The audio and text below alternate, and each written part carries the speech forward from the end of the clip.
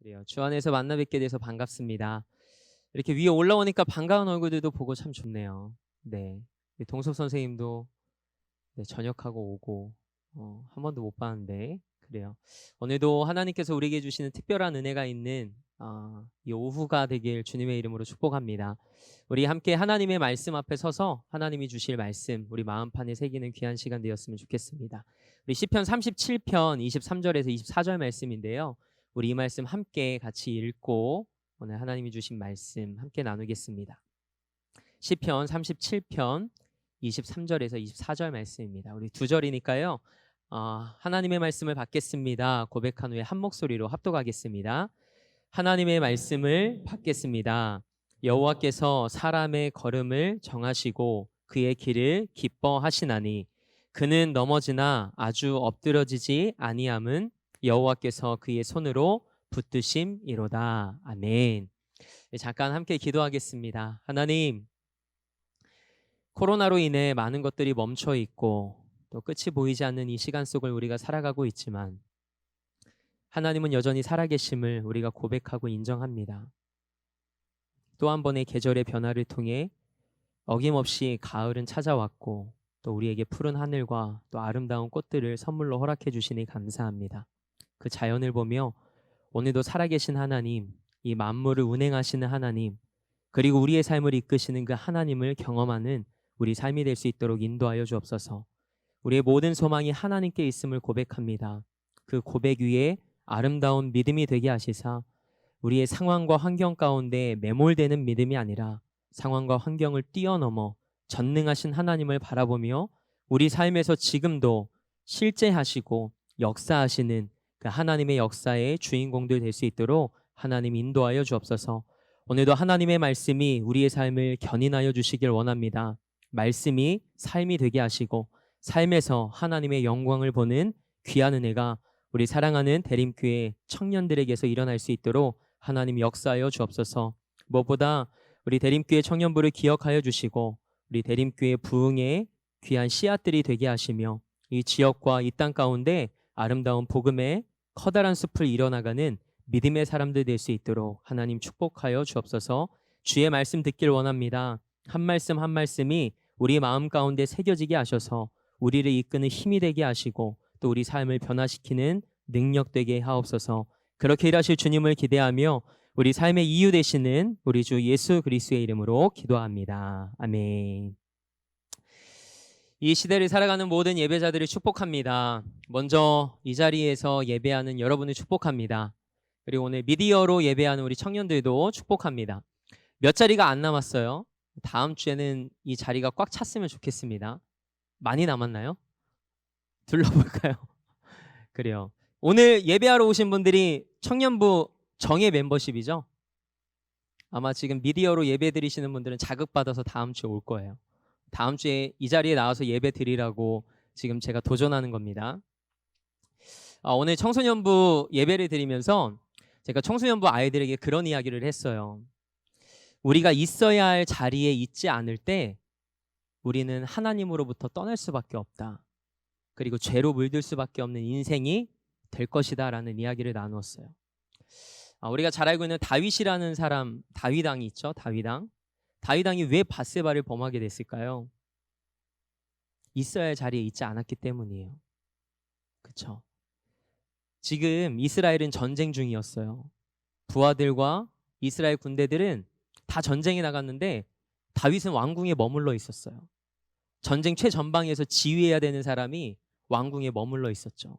시간이 무리해서 왕궁 위에 올라갔다가 그 옥상에서 목욕을 하고 있는 밧세바를 봅니다.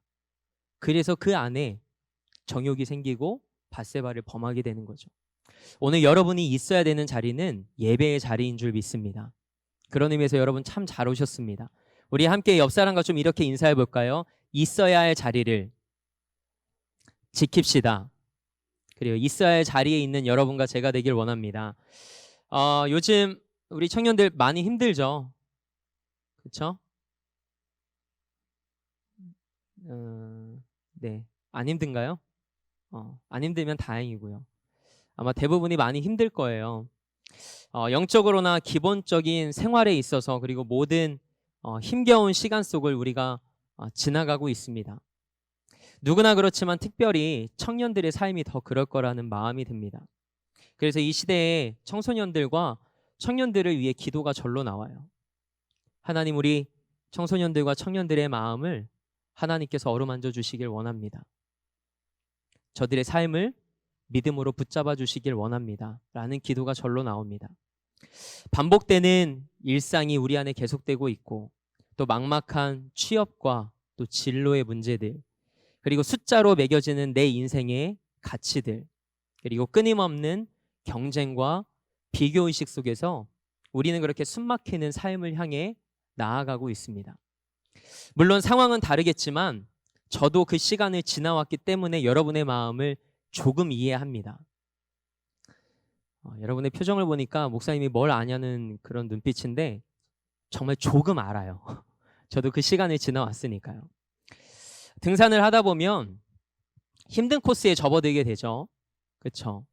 그러면 그 코스를 오를 때 서로가 서로의 뭐를 잡아줄까요? 혼자 잘 올라가시나 봐요.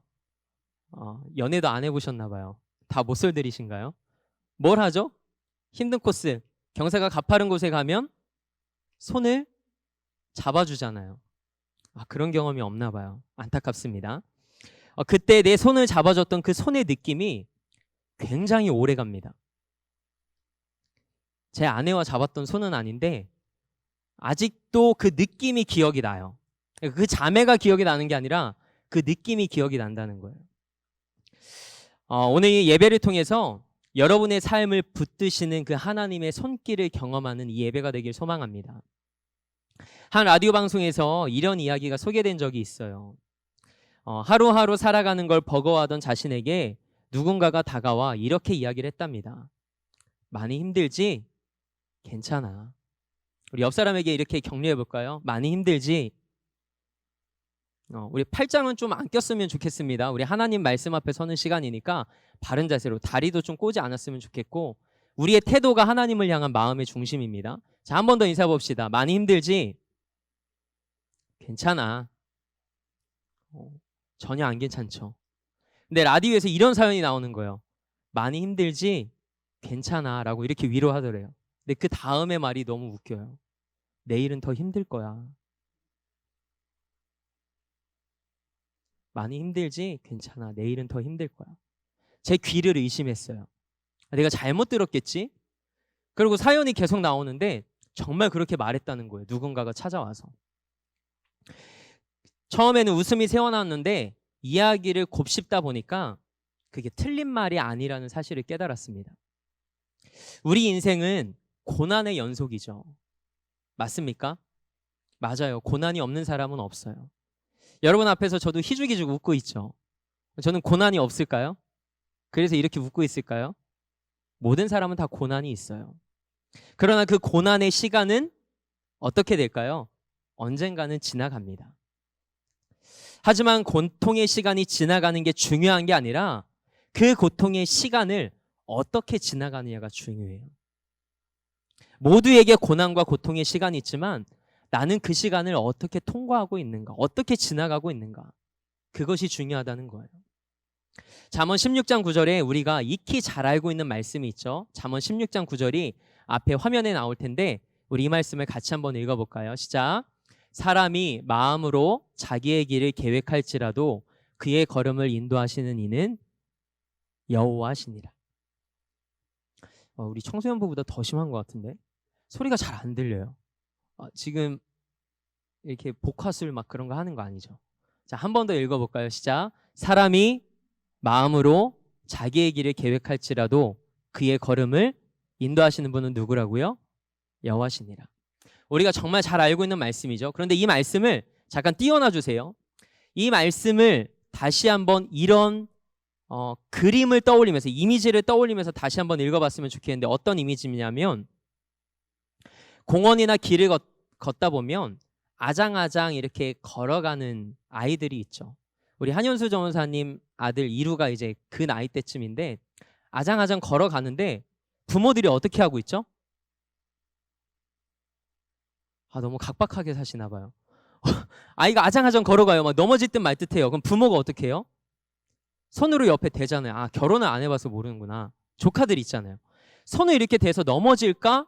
아이 옆에 손을 받치고 따라가는 부모의 모습을 우리는 보게 됩니다.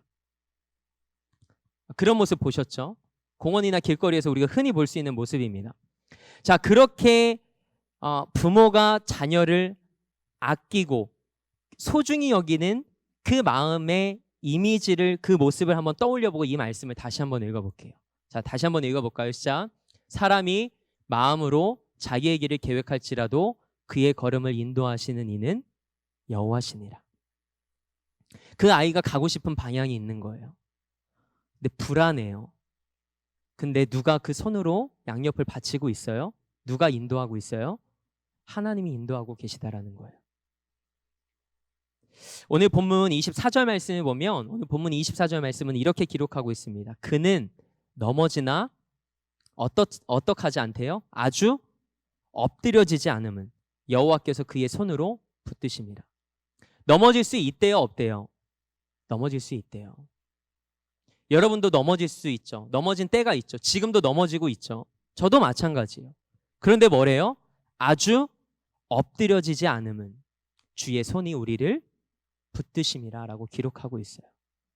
누구나가 넘어질 수 있고 실수할 수 있고 낭망할 수 있고 절망할 수 있어요. 그러나 우리가 완전히 엎드려져서 인생이 끝났다라고 생각하지 않을 수 있는 이유는 무엇일까요? 우리의 소망이 하나님 안에 있기 때문이라는 것입니다. 오늘 그분이 여러분의 인생을 포기하지 않으신다라는 거예요. 여러분의 인생을 그분의 손으로 붙잡아 주신다라는 겁니다. 넘어지려 할 때 어린 아이를 붙잡아주는 부모의 손처럼 하나님께서 우리의 삶에서 그렇게 행하실 것이라고 말씀하고 계신 거예요. 그렇다면 하나님이 왜 우리를 붙들어 주실까요? 하나님이 왜 우리를 붙들어 주실까요? 하나님이 사람의 걸음을 정하시고 그 길을 기뻐하시기 때문이래요. 오늘 본문 23절 말씀이죠. 하나님이 사람의 길을 정하시고 그 길을 기뻐하신대요. 그래서 우리의 인생을 붙잡아 주신대요. 우리가 그렇게 살아가는 모습을 보며 누가 기뻐하는 거예요? 아버지이신 하나님이 기뻐하신다라는 거예요. 넘어질 때도 있지만 일으켜 세워서 또 걸어가게 하시고, 하나님이 계획하신 그 인생으로 우리의 삶을 지도하시고 인도하시며 그 모습을 보시며 너무 기뻐하시기 때문이라고 말씀하고 있는 겁니다. 부모가 사랑하는 자녀를 바라보는 그 모습을 한번 생각해 보십시오. 지금 여러분에게 부모님이 더 이상 그렇지 않을지라도 어렸을 때는 부모님들이 여러분을 굉장히 사랑스럽게 보셨잖아요. 그렇죠? 너무 오래전 일인가요? 기억도 안 나죠? 되게 사랑스럽게 보잖아요. 그런데 지금도 마찬가지일 거예요. 단지 표현만 줄어들었을 뿐입니다. 제가 하나님이 저희 가정에 선물로 주신 딸 하린이를 볼 때마다, 우리 하영 선생님은 아나요? 청소년부 우리 사역 같이 했으니까. 제 표정이 어때요? 딸 빙구 같죠? 그냥 꿀이 떨어져요. 왜 그럴까요? 제 딸이 뭔가를 잘해서일까요? 예쁘게 생겨서 있을까요? 아니요, 그냥 존재 자체로 너무 사랑스러운 거예요. 여러분의 삶이 그렇다는 거예요. 내가 세상을 살며 성공하고 넘어지지 않고 내가 잘 걸어가고 있다고 하나님이 우리를 사랑하시는 게 아니라 여러분의 존재 자체를 하나님이 사랑하신다는 거예요. 오늘 우리 안에 그것이 다시금 깨달아지는 은혜가 있길 소망합니다. 한번 따라해 볼까요? 하나님은 나의 있는 모습 그대로를 사랑하십니다. 얼굴 튜닝하고 싶으시죠? 마음에 안 드는 부분도 있죠. 근데 소중히 여기세요. 하나님의 형상을 따라 우리를 완벽하게 만드셨대요. 생김은 다르지만 하나님의 목적과 의도가 있기에 여러분이 오늘 있는 겁니다. 때문에 여러분이 내 상황과 지금 내 처지가 이렇다고 나는 더 이상 가치 없는 사람이구나 라고 생각하는 인생이 아니라 여전히 나는 하나님이 나를 만드시고 내 인생의 주인이시기 때문에 나는 여전히 소중한 인생임을 잊지 않게 되길 주님의 이름으로 축복합니다. 가끔 길을 가다 보면 우리가 보기에도 정말 별로 안 이뻐요. 그런데 부모님 눈에서 어때요? 그 아이를 보면 너무 예뻐서 행복해하는 모습을 우리는 보게 됩니다. 우리를 향한 하나님의 마음이 그렇다는 거예요. 하나님이 우리를 얼마나 사랑하시는지 스바냐서 3장 17절은 이렇게 말하고 있습니다. 우리 이 말씀 함께 같이 읽어볼까요? 스바냐서 3장 17절입니다. 시작. 너의 하나님 여호와가 너의 가운데 계시니 그는 구원을 베푸실 전능자이시라. 함께 읽습니다. 그가 너로 말미암아 기쁨을 이기지 못하시며 너를 잠잠히 사랑하시며 너로 말미암아 즐거이 부르며 기뻐하시리라 하리라. 아멘. 내가 너로 말미암아, 하나님이 여러분으로 말미암아 기쁨을 이기지 못하신대요. 잠잠히 사랑하신대요. 그리고 우리로 말미암아 하나님이 찬양을 하시며 너무 즐거워하신다라는 거예요. 지금 여러분의 모습을 바라보시고요. 지금 내 모습이 이런데도 하나님은 나의 삶을 그대로 기뻐하신답니다. 여러분은 그 존재만으로도 하나님의 기쁨입니다. 한번 따라해 보겠습니다. 나는 하나님의 기쁨입니다. 손을 이렇게 좀 올려볼까요? 이렇게 자존감이 낮죠? 자, 나는 하나님의 우리 형제님, 네, 사뿐히 이렇게. 그래요. 다시 한번 고백해 볼까요? 나는 하나님의 기쁨입니다. 확실합니까? 맞습니다. 왜요? 하나님이 이미 말씀을 통해 우리에게 그렇게 말씀하셨어요. 이 힘겨운 오늘을 살아갈 때 때로는 가족도 친구도 내게 전혀 힘이 되지 않은 것처럼 느껴질 때가 있어요. 그러나 이것 하나만 우리가 기억합시다. 그 순간에도 하나님은 여전히 우리와 함께 하신다라는 사실을 말이죠. 예수님은 우리에게 요한복음 14장 8절을 통해 이렇게 말씀하셨습니다. 우리를 고아와 같이 버려두지 아니하시고. 고아가 어떤 존재일까요? 부모님으로부터 버려진 존재. 모두가 그런 건 아니죠. 근데 부모님이 돌아가셔서 사별의 아픔을 겪은 사람. 고아죠. 근데 우리를 부모 없이 그냥 홀로 있는 딸과 아들로 그냥 두신 게 아니라 그렇게 버려두지 않으시고 우리와 함께 하신다라고 말씀하십니다. 우리 마태복음 말씀을 한번 볼까요? 마태복음 1장 23절 말씀입니다. 하나님이 우리와 어떻게 함께 하시겠다고 말씀하시는지 이 말씀을 읽어볼까요? 시작. 보라, 처녀가 잉태하여 아들을 낳을 것이요 그의 이름은 임마누엘이라 하리라 하셨으니 이를 번역한즉 큰 소리로 하나님이 우리와 함께 계시다 함이라. 아멘. 하나님이 우리와 어떻게 하신다고요? 함께 계신다고요. 고아와 같이 버려두지 아니하시고 임마누엘의 은혜로 함께 하신답니다.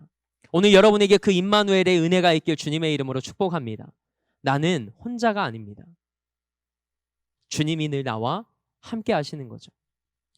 제가 단독 목회를 할 때 청소년부 집회를 갔다가 한 아이를 만났어요. 근데 그 아이가 미국 유학생활 중에 잠시 방학 때 들어왔다가 집회에 참석한 거예요. 근데 그 아이가 말씀을 듣다가 엉엉 울면서 집회가 끝나고 저에게 찾아왔어요.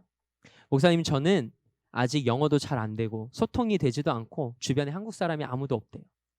너무 외롭대요. 자기를 위해 기도해 달라는 거예요. 그때 제가 이렇게 기도해 줬습니다. 아무개야, 너가 혼자인 것 같지? 라고 물었더니 자기 혼자래요. 그 시간이 너무 고독하고 외롭고 힘들어서 한국 들어올 때 너무 기뻤대요. 제가 그렇게 이야기했어요. 너 네 안에 예수님 계신 거 믿니? 했더니 이 아이는 믿음에 확신이 있는 아이예요. 그런데 그 아이가 모르고 있는 사실이 하나 있었어요. 뭐냐면 성경에서 예수님이 우리의 친구가 되어주신대요. 제가 그 아이에게 도전했어요.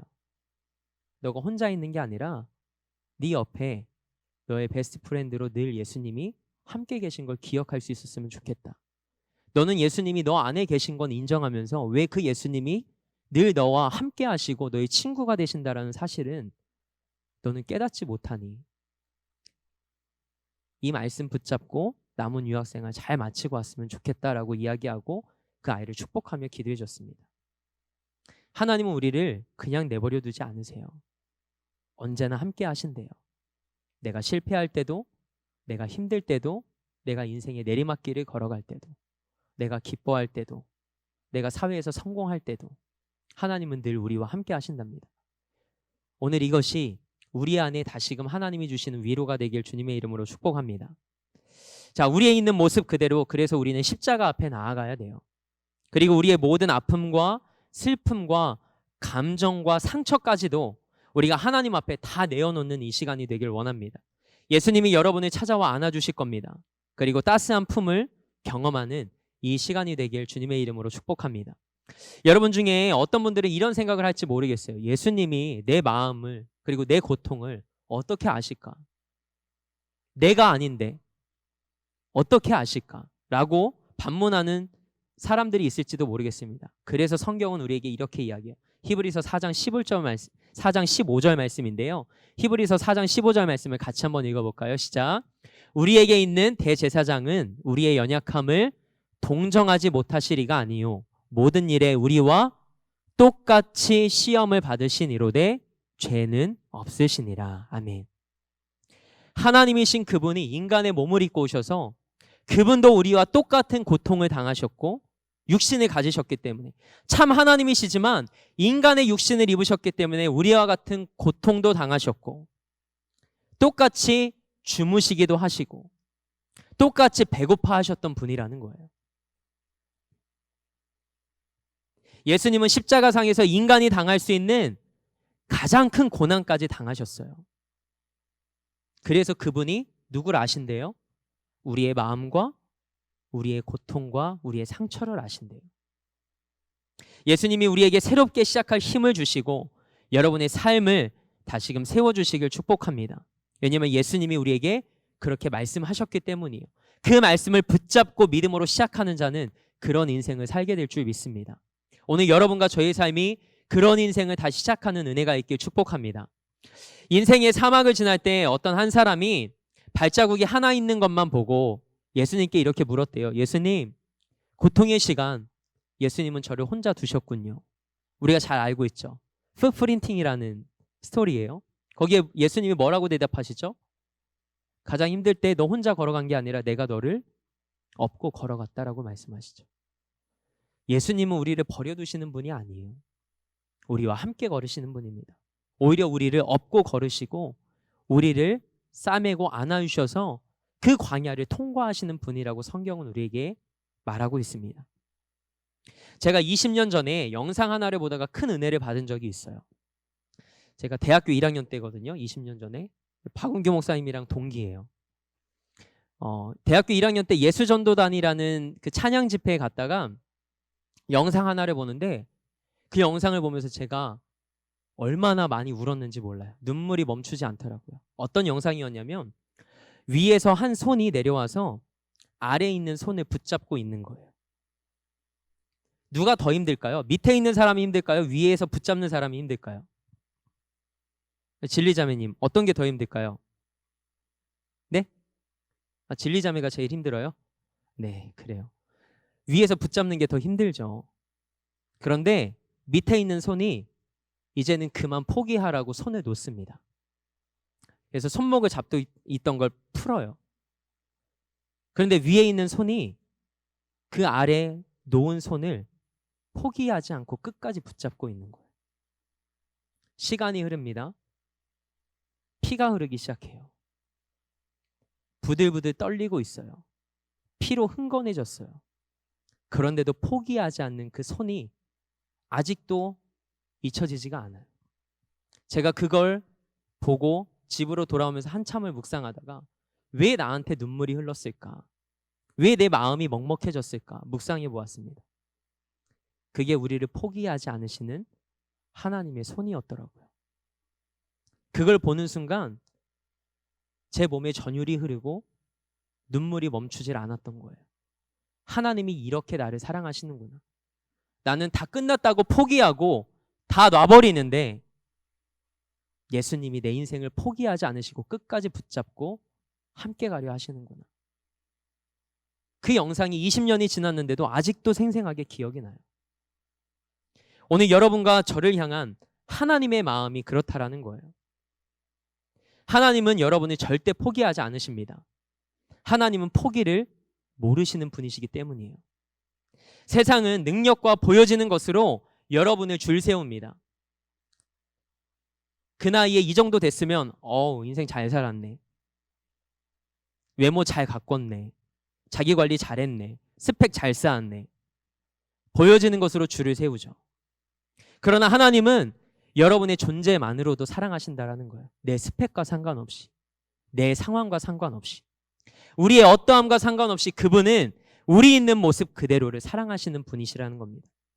그래서 이런 나를 위해 하나님은 기꺼이 자기 자신을 내어주시고 십자가에 자기 자신이 못 박히는 고통 가운데 계시면서까지도 우리를 구원하시기 위해, 우리를 붙잡으시기 위해 우리를 포기하지 않으셨다라는 거예요.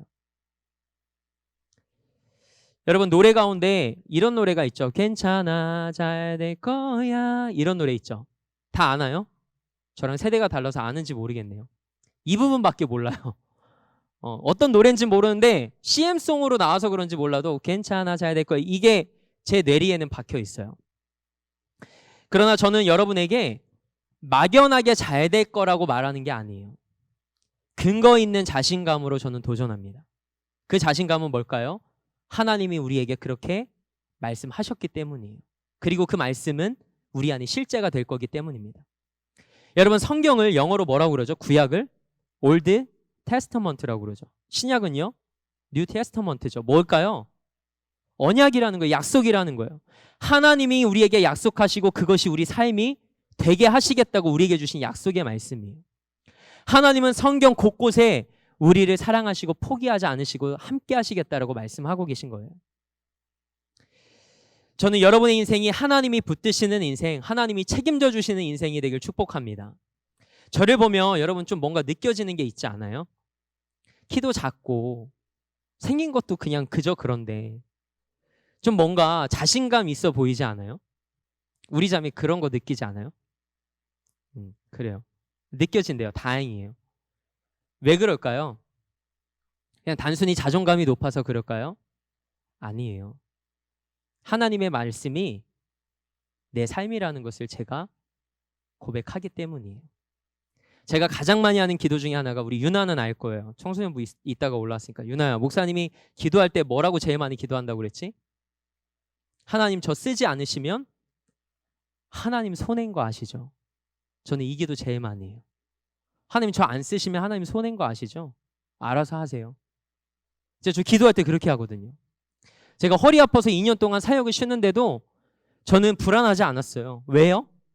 제가 그렇게 기도하면서 살아왔으니까. 하나님이 저를 쓰실 걸 아니까. 쓰려고 목회자로 세우시고 부르신 걸 아니까. 여러분 불안하세요? 왜 불안할까요? 내가 과연 어떻게 쓰임 받을까? 나 같은 사람이 쓰임 받을 수 있을까? 그런 생각에서부터 우리의 자존감은 추락하기 시작해요. 믿음도 사라져버리죠. 근데 저는 여러분이 저와 같이 기도할 수 있었으면 좋겠어요. 하나님 저 안 쓰시면 하나님 손해인 거 아시죠? 저의 자신감, 저의 자존감의 근원은 하나님이 제 인생에 백이시라는 데 있어요. 저는 백이 없어요. 부모님도 목회자 아니에요. 저희 집은 막 엄청 잘 살지도 않아요. 근데 제가 왜 이렇게 자신감 있고 밝고 감사하게 생활할까요? 하나님이 제 인생에 백이기 때문이에요. 여러분에게도 이와 같은 고백이 있길 소망합니다. 하나님이 우리를 고아처럼 버려두지 않으시겠대요. 늘 함께 하시겠대요. 오늘 이 말씀이 여러분과 저의 삶의 실제가 되길 축복합니다. 마태복음 10장 30절 말씀을 보면 하나님은 우리의 머리털 숫까지도 세신대요. 세상을 만드신 그 하나님이 여러분의 이름을 기억하신대요. 수천억 개의 은하 가운데, 그 가운데 하나인 지구에 사는 70억이 넘는 인구 가운데 한 사람인 우리를 아신대요. 누가요? 세상을 만드신 하나님이에요. 여러분이 얼마나 존귀하면 정말 티끌 같고 재 같은 우리의 삶인데 하나님이 우리를 아신다라고 말씀하실까요? 그리고 예수 그리스도가 십자가에 못 박히실 때 그분의 손바닥에 우리의 이름을 새기셨대요. 하영아, 내가 너를 사랑한다. 최하영. 새기셨다라는 거예요. 여러분 가슴 벅차지 않으십니까? 그 하나님께서 나를 주목하시고 내 인생을 지도하시고 이끄시며 내가 넘어지려 할 때 하나님이 우리를 끝까지 붙잡아 주시겠대요. 그래서 완전히 엎드려지지 않도록 우리의 삶을 끝까지 책임지시고 이끄시겠다라고 말씀하십니다. 그러니 두려워하지 마세요. 낙심하지 마십시오. 세상을 만드신 하나님이 나를 붙들어 주신다라는 이 말씀을 우리가 반드시 잊지 않게 되길 주님의 이름으로 축복합니다. 세상을 만드신 그 손으로 하나님은 여러분의 인생을 붙잡아 주신다고 말씀하십니다. 여러분, 하나님이 어떤 분이신지 잊지 마시기 바랍니다. 우리는 자꾸 말씀 앞에 설 때 말씀 속에 있는 성경의 인물들에 우리는 집중할 때가 많아요. 그래서 다윗은 이렇게 살았지, 그래서 하나님이 다윗을 이렇게 인도하셨지, 느헤미야는 이런 영적인 리더십을 갖고 있었지, 그래서 하나님이 이렇게 쓰셨구나. 근데 우리가 주목해야 되는 건 뭘까요?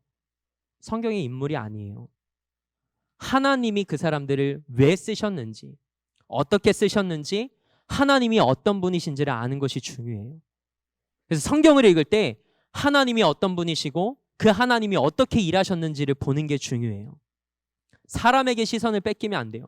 물론 믿음의 사람처럼 살면 좋죠. 하나님이 우리의 삶을 기뻐하시죠. 그러나 영적인 원리는 하나님이 어떤 분이신가에 있어요. 오늘 성경에선 그 하나님이 어떤 하나님이라고 우리에게 기록하고 있습니까? 내게 능력 주시는 자 안에서 내가 모든 일을 할 수 있느니라, 모든 것을 할 수 있느니라. 우리 말씀 다 암송하죠. 내게 능력 주시는 자 안에서 내가 모든 것을 할 수 있다고. 그래서 나는 할 수 있어, 나는 포기하지 않을 거야, 이런 고백 많이 하잖아요. 근데 이건 잘못된 거예요. 왜 잘못됐을까요? 순서가 잘못된 거예요. 내가 할 수 있어, 난 잘할 수 있어, 이게 아니라 내게 능력 주시는 하나님 안에 내가 있기 때문에 그분이 나를 붙드시고 그분이 내게 능력 주셔서 내가 할 수 있다라는 거예요. 내가 하는 게 아니죠. 나를 통해 하나님이 일하신다라는 거예요. 우리는 말씀을 읽을 때 정말 잘 읽어야 돼요. 앞의 내용은 다 빼놔요. 하나님이 잘 되게 하실 거야, 긍정의 말을 합니다. 여러분, 긍정과 믿음은 달라요. 긍정은 막연하게 잘 될 거라는 거예요. 근데 믿음은요, 막연하게 잘 되는 게 아니에요. 약속의 말씀을 붙잡을 때, 그 믿음으로 살아갈 때 그것이 내 삶이 되는 게 믿음이에요. 긍정과 다른 거예요. 저는 여러분이 긍정의 사람이 아니라 믿음의 사람이 되길 축복합니다. 오늘 하나님은 우리에게 말씀하세요. 우리의 삶을 붙잡아 주시겠대요. 내 안에 있으면 너가 모든 걸 할 수 있을 거래요. 그 할 수 있는 능력도 주시겠대요. 완전히 엎드려지지 않게 넘어질 수는 있지만 완전히 엎드려져서 포기하지 않도록 너의 인생을 끝까지 붙잡으시겠대요. 오늘 그 하나님이 여러분과 저의 하나님이십니다. 그 하나님께서 우리를 붙드신대요. 그러니 여러분의 내일을 두려워하지 마십시오. 염려하지 마십시오. 그런다고 달라질 것 하나 없어요. 여러분, 염려한다고 바뀝니까? 바뀌는 거 없어요. 그러나 기도하면 바뀌어요. 왜요? 제가 2달 전에 여기 와서 설교할 때 그 말씀 전했었죠. 아무도 기억 못할 거 알아요. 왜 우리가 기도해야 된다고 그랬죠? 하나님은 이미 우리에게 최선의 것을, 최고의 선물을 준비하고 계세요. 근데 제가 그때 기도를 비유로 하면서 뭐라고 비유를 했죠? 전기 스위치로 표현을 했죠. 수도 꼭지로 표현을 했죠. 이미 하나님의 축복과 은혜는 내 삶 가운데 찾아와 있어요. 근데 그걸 틀어야 전기가 들어오는 거예요. 그거 수도 꼭지를 틀어야 물이 나오는 거죠. 우리가 기도할 때 하나님이 우리에게 허락하신 것을 주신다라는 거예요.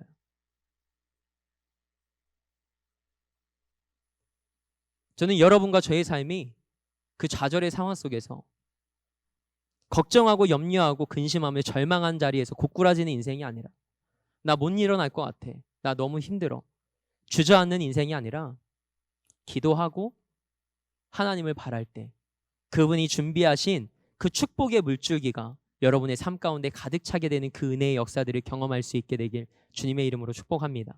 우리 마지막으로 말씀 한 절만 보고 마치도록 하겠습니다.